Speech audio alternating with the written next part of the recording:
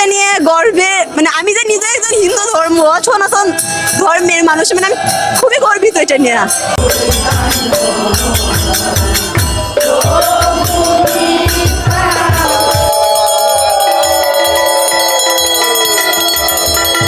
এই তমাল গাছটা আমাদের কেন্দ্রীয় হরিবাড়ির ইতিহাস এবং ঐতিহ্যের সাথে একদম অঙ্গাঙ্গিভাবে জড়িত। প্রতি বছরই যখন পয়লা বৈশাখ আসে তারপর থেকে প্রায় 1 মাস ঘটা করে এই গাছটাকে একদম চক্কর দিয়ে দিয়ে এখানে কিন্তু আরতি করা হয়, সন্ধ্যা আরতি করা হয় এবং আরও যে পূজার আনুষ্ঠানিকতা সেটা কিন্তু করা হয়।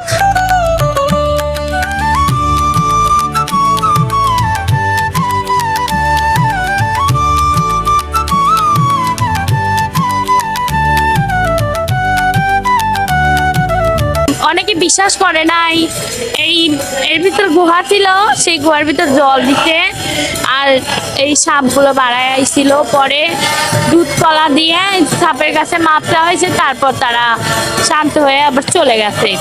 আবার পাইপ দিয়ে ভিতরে জল দিয়েছিল, সেই সময় অনেক সাপ বাড়ায় আইছিল, তখনও মাপটা হয়েছে, তারপর সাপগুলো চলে গেছে।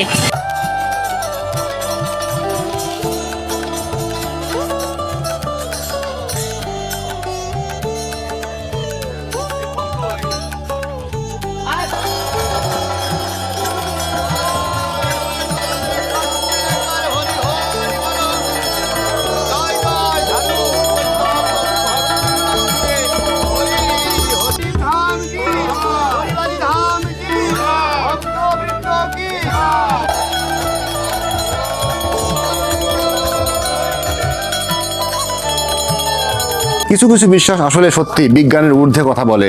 ঠিক যেমনটা এই তমাল গাছকে নিয়ে মানুষের মনের মাঝে বাসা বেঁধেছে বিশ্বাসগুলো। মানুষ বিশ্বাস করে যে এখানে যদি মনস্কামনা করা হয়, সুতা বাঁধা হয় লাল রঙের, সেই মনস্কামনা কোনো না কোনো সময় কোনো না কোনো ভাবে সেটা কিন্তু পরিপূর্ণ হয়। ঠিক যেমনটা এখানে কথা বলে মানুষের মাঝে জানতে পারলাম।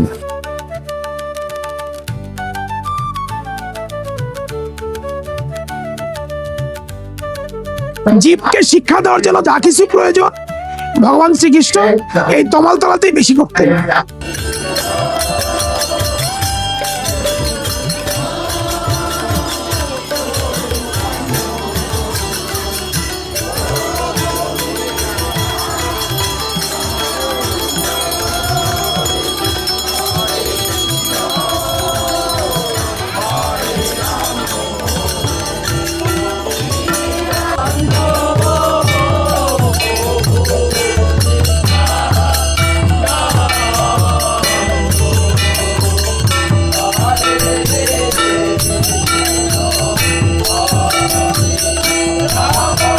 আমার পেছনের এই দেয়ালটা হচ্ছে আমাদের হরিবাড়ি রাধা গোবিন্দ মন্দিরের প্রাচীর।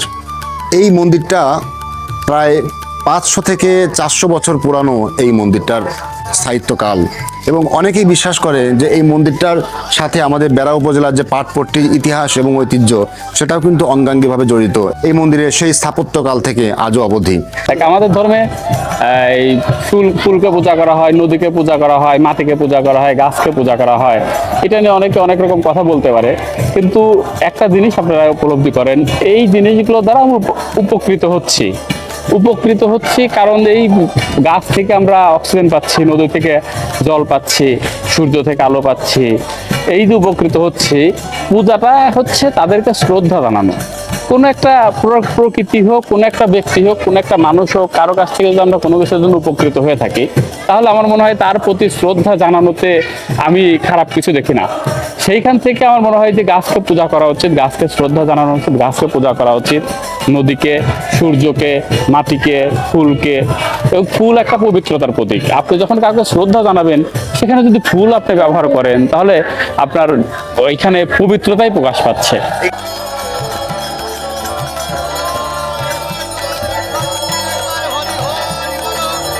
এবং এটা যে একটা পবিত্র একটা গাছ, সেইভাবে এই গাছটাকে একদম সেট আপ করা হয়েছে যাতে প্রতিদিনই এখানে পূজার যে আনুষ্ঠানিকতা সেটা প্রতিপালন করা যায়। এই যে দেখতে পাচ্ছেন এখানে